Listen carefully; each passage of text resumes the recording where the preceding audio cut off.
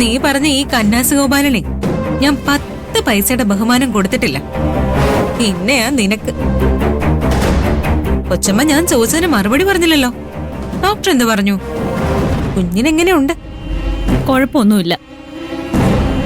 അങ്ങനെ ആകാൻ സാധ്യതയില്ലല്ലോ. നിന്റെ വയറ് കണ്ടിട്ട് കാര്യമായ എന്തോ കുഴപ്പമുണ്ടെന്നാ എനിക്ക് തോന്നുന്നു. നമുക്കേ ഒന്നും കൂടി സ്കാൻ ചെയ്താലോ? അതിന്റെ ആവശ്യമൊന്നുമില്ല. എനിക്ക് വേണ്ട ചികിത്സയൊക്കെ എന്റെ ഡോക്ടർ തരുന്നുണ്ട്. ഡെയ്സി ഡോക്ടർ അല്ലേ? ഞങ്ങളെ നിന്റെ കാര്യം കുറെ സംസാരിച്ചു. നീ വെറുതെ ആവശ്യമില്ലാത്ത ഓരോന്ന് പറഞ്ഞ് എന്നെ ടെൻഷൻ അടുപ്പിക്കാന്ന് കരുതണ്ട. എനിക്ക് നിന്നോട് സംസാരിച്ച് നിൽക്കാനുള്ള സമയമൊന്നുമില്ല. മര്യാദയ്ക്ക് ഇവിടെ നിന്നില്ലെങ്കിൽ ഞാൻ നേരെ പോകുന്നത് നിന്റെ അമ്മായിയച്ഛനെ കാണാനായിരിക്കും. നിന്റെ വയറ്റിൽ ആകെയുള്ളത് രാവിലെ കഴിച്ച ഭക്ഷണം മാത്രമാണെന്ന് ഞാൻ അയാളോട് പറയും.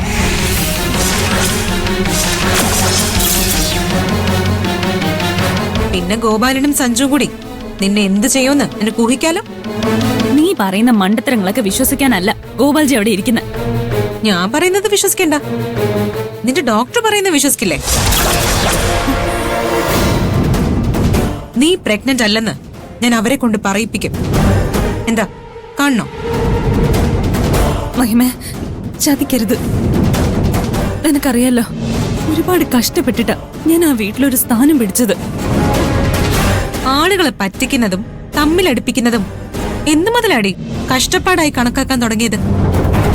നീ എന്നെ എത്ര വേണമെങ്കിലും അപമാനിച്ചോ, പക്ഷെ ഈ വിഷയം ഗോപാൽജി അറിയരുത്. ഞാനിപ്പോ ഏറ്റവും കൂടുതൽ ആഗ്രഹിക്കുന്നതേ ഈ കാര്യം ആ തന്തയെയും മോനെയും അറിയിക്കാനാണ്. പക്ഷേ എനിക്ക് നിന്നെ കൊണ്ട് ചില ആവശ്യങ്ങളൊക്കെ ഉണ്ട്.